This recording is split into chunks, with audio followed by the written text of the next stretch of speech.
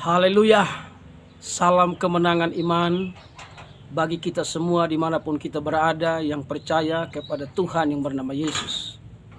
Kita patut mengucap syukur memiliki Bapa yang baik, yang mau memperhatikan kita dan menopang kita senantiasa sepanjang kita berdiri atas kebenaran firman Tuhan.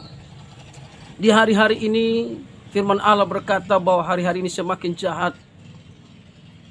Dan kita melihat bahwa kejahatan semakin bertambah-tambah. Namun sebagai orang-orang yang taruh harapan kepada Tuhan Yesus, kita mampu menghadapi hidup ini.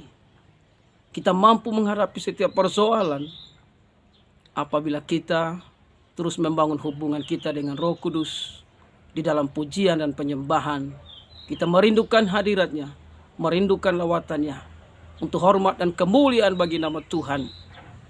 Firman Tuhan berkata dalam Efesus 4 ayat 29 dan 30, janganlah ada perkataan kotor keluar dari mulutmu, tetapi pakailah perkataan yang baik untuk membangun, di mana perlu supaya mereka yang mendengarnya beroleh kasih karunia.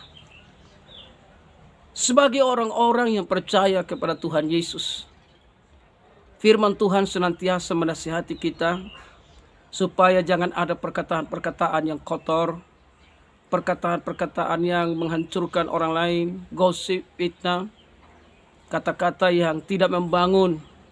Itu tidak berasal daripada Roh Kudus.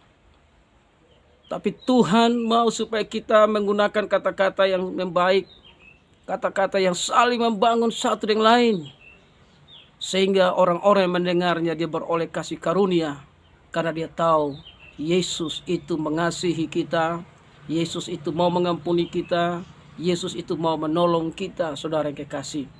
Nah, sobat-sobat yang terkasih, mari firman Tuhan mengajarkan kita supaya kita saling membangun di antara kita dimanapun kita berada, baik itu secara pribadi, dengan lingkungan, maupun secara dunia maya, di YouTube, di Facebook. Mari kita pakai untuk saling membangun satu dengan lain, saling menguatkan satu dengan yang lain.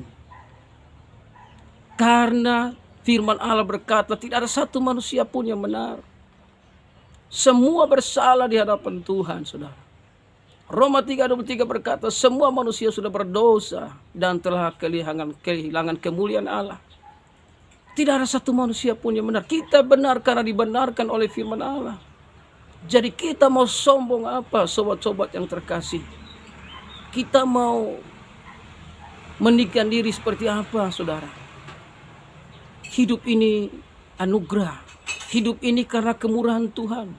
Hidup ini karena kasih sayang Tuhan yang luar biasa. Jadi kalau kita masih ada sampai hari ini, itu semua karena kemurahan Tuhan. Semua karena kasih sayang Tuhan yang luar biasa. Sehingga dia masih berikan kita napas kehidupan, kekuatan dan kesehatan, supaya kita pakai hidup ini hanya untuk hormat dan kemuliaan bagi nama Tuhan. Makanya di ayat 30 dalam Efesus 4 berkata, dan janganlah kamu mendukakan Roh Kudus Allah yang telah memeteraikan kamu menjelang hari penyelamatan. Jadi kita sudah dimeteraikan oleh Roh Kudus. Nah, jangan sebab itu jangan mendukacitakan Roh Kudus yang ada pada dalam diri kita, saudara yang kekasih. Nah, makanya ayat 30 ciri-ciri apa yang membuat kita mendukacitakan Roh Kudus, yaitu ayat 31 dalam Efesus 4, segala kepahitan, kegeraman, kemarahan, pertikaian dan fitnah hendaklah dibuang di antara kamu, demikian pula segala kejahatan. Mari sobat-sobat yang terkasih, kita ini dibenarkan oleh karena firman Tuhan yang datang dalam rupa manusia, sehingga dia bisa menyelamatkan kita dari setiap kejahatan. Sebab itu mari jangan mendukacitakan Roh Kudus, tapi biarkanlah Roh Kudus mengingatkan kita, memulihkan kita, menopang kita, menghibur kita, sehingga kita kuat menghadapi hidup dalam dunia yang fana ini. Siapapun dia tidak terlepas dari masalah. Entah dia orang kaya, orang miskin, orang berpendidikan, tidak berpendidikan, namanya manusia masih hidup, pasti mengalami beban dan persoalan.